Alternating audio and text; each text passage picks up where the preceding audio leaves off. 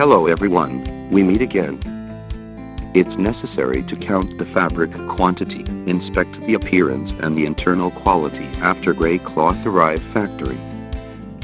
Only in accordance with the production requirements can be put into use.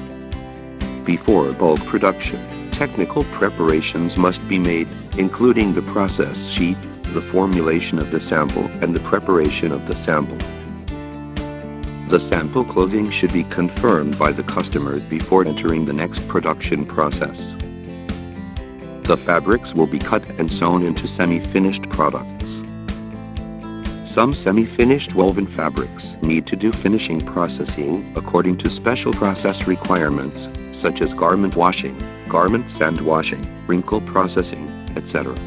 Past the keyhole fastening process and the ironing process, the package will be put into storage after passing the inspection.